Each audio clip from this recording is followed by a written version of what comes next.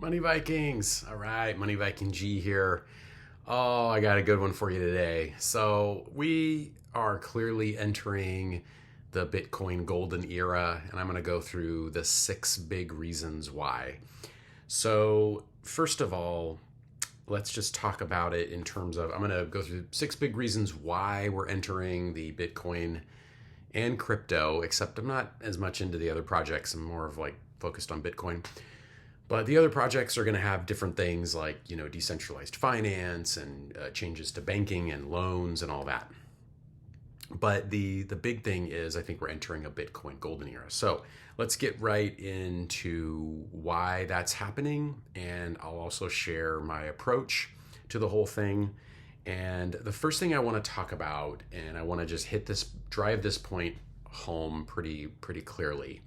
There is no perfect asset. So you'll hear the criticisms of Bitcoin and then you'll hear the good things about Bitcoin. And as we have seen, especially tragically recently with the fires in LA, where that was probably the largest asset that those people owned, there is no such thing as a perfect asset. And I'm a Gen Xer, so I have lived through a lot of turbulence with various assets. And that's what people need to keep in mind when they're building their portfolios. I've seen housing crash. I've seen the economy crash. I've seen .com bust.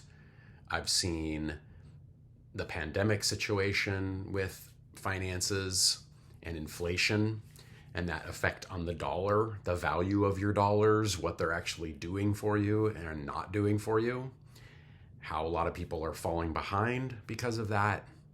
And so I just want to say you take all the asset classes there are, including gold, and there is no perfect one, okay?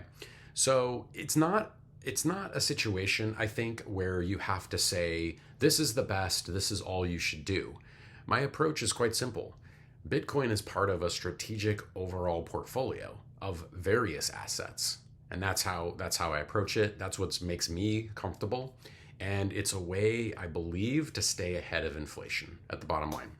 But again, the biggest superpower people often forget about Bitcoin is the scarcity part of it. There's only 21 million of them, ever. I think about 19 million have been mined. I think about 6 million have been lost. You're down to 13 million. Tons of them are being gobbled up by big institutions and the big micro strategies, and then now countries are going to start gobbling them up. So there is going to be, if not happening at this moment, a supply shock, meaning there's just not enough supply. And I'll give an analogy because I do all my stuff with collectibles. I'll give an analogy with cards. So here's a card. Here's a card. This isn't the actual one. This is a card of an image of Batman #1, right? Why is this valuable? This comic, not the card. The card's maybe worth $50.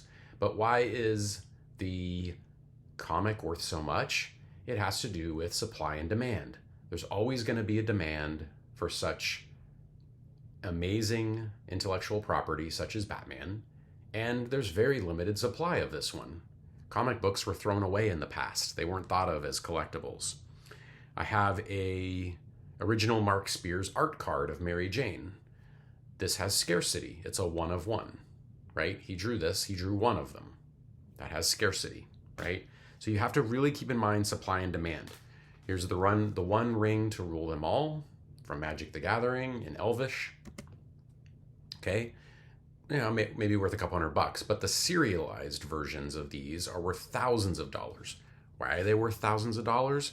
They're worth thousands of dollars because of supply and demand. You always have to go back to that with every asset, including stocks, bonds, real estate. It all has to do with how much there is of something, who can make and print more of it, and then how much it will sell on the market. That's what everything has to do with. Here's a, what is this? Here's a serialized Star Wars card, for example, right? Serialized Star Wars card. There's one that is scarce, right? So serialized Star Wars card. Okay, I just show that as an example.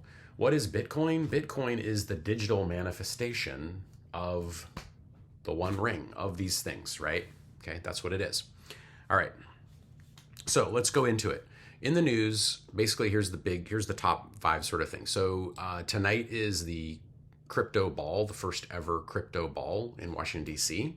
I think Snoop Dogg is going to be performing. You have all kinds of millionaires and billionaires and crypto people coming in here to talk about the future of this thing over the next few years. Obviously, that is going to help propel the price and the ecosystem. Okay, so that's number one.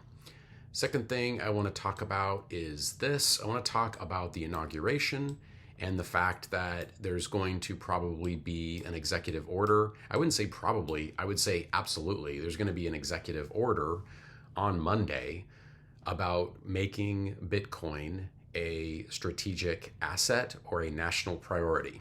And let's hear about my financial friend from Sam for a second. He talks about also Bitcoin Strategic Reserve being introduced in Massachusetts. Well, there's a bill to establish a strategic Bitcoin reserve introduced by the state of Massachusetts. And not just Massachusetts either, Wyoming also. So 2 states, 1 day. We also got word from Dennis Porter that there's a 15th state that is now working on strategic Bitcoin reserve legislation as well. This comes a few days before Trump is supposedly going to create a strategic Bitcoin reserve like day one, like an emergency order to buy some Bitcoin or hold Bitcoin and that kind of thing. So this executive order we could hear about in just a few days. Be ready for volatility, whether it comes or it doesn't come. Like that will push the markets up. There's going to be manipulation. Right. Good points from Sam. Okay. The third thing I want to mention is the Senator Loomis bill. You have to do your research onto that. Senator Loomis is going to introduce a bill to absolutely establish a Bitcoin strategic reserve. What does that do? So the government has strategic reserves of various assets. They have a strategic reserve of oil. They have a strategic reserve of gold. And these things are meant to bolster the strength of the country, of all of us, right? In case of a war or emergency or whatever it might be, we have these assets in strategic reserve to bolster the strength of the country, all right? So adding Bitcoin to that obviously would be huge, and so we have to keep that in mind. So let's go through some other items here as well. Okay, so here it is on the Daily Hodl. You can see President-elect Donald Trump plans a crypto executive order on day 1 of his term. So President-elect Donald Trump is issue a crypto-related executive order during the first day. It's according to Bloomberg. So the order will likely name digital assets as a national imperative and create a crypto advisory council to promote the interests of the industry. So that's very interesting. Very interesting. And this, I believe, this is good news, I think, for crypto and Bitcoin investors, because you're creating a world of order around the asset. You're wrapping the assets in order and law and rules and transparency versus it being the Wild West, which it kind of is right now, right? So, okay. And as we know, we talked about it, the national Bitcoin stockpile from the 20 billion worth of Bitcoin the government already has compiled. That's from the forfeitures that were from Silk Road, I believe. So that is that right there. Okay, so that's that. And that's the Daily Hodl. That's Sam. All right, let me just talk briefly about assets, okay? So all assets have challenges, and this is going to segue into my approach to Bitcoin. Houses, as we know, can burn down and break. Still good. I still like real estate, but there's problems there. Cash, we know, has a problem. It has a problem with inflation, which we all lived through the last couple of years, which was pretty painful, actually. Not as painful as it could have been, or it was in the 70s, but still pretty painful.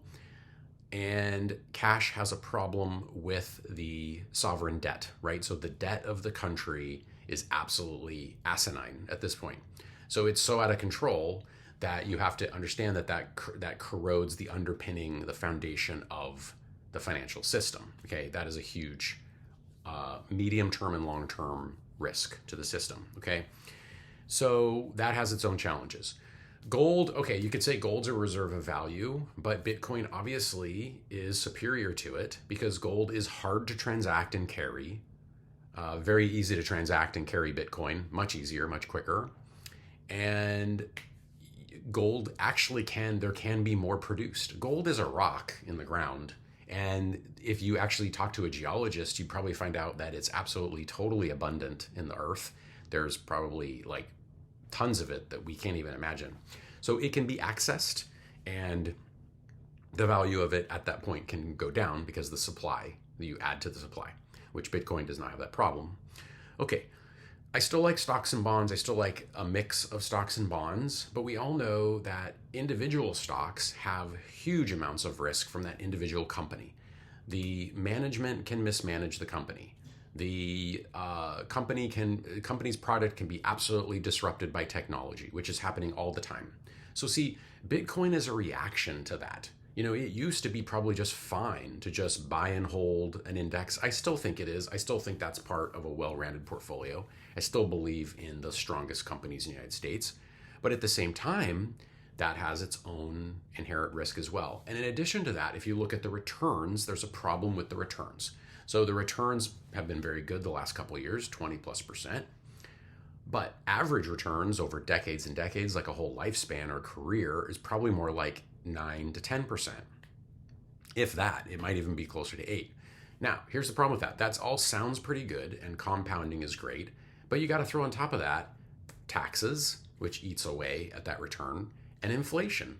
You have two dragons completely attacking and eroding that wealth building as it's trying to build over time.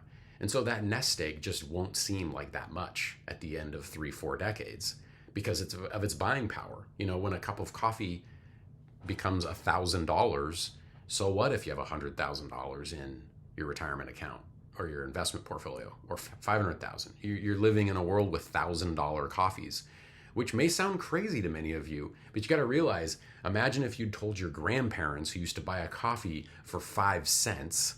Imagine if you'd told them that someday people every day, millions of people would spend $5 on a cup of coffee. Your grandparents would have lost their mind and laughed so hard. They would have said that is absolutely crazy. Well, think about the inflation rate of that, right? I don't know if I want to do the math right now, but it's like what, 1,000%? I don't know. It's a lot. Okay. All right. So that's that. All right, my approach. Here's my bottom line approach before I let you go. Got me on in the background. Thanks for watching. Please like and subscribe, share, and all that great stuff. I'm dollar cost averaging, keeping it at 2 to 5% of assets for crypto. Okay.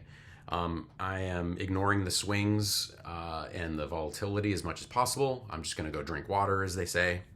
Take a hike. Don't worry about it. And I will, at certain times, take profits for little lifestyle things, right? So maybe I want a new car in a few years. So I would take, 20 grand out to get the new car, or what it is. Maybe I want to do a house project. I'll take 5,000 out to do the house project. So that is what I'm going to do.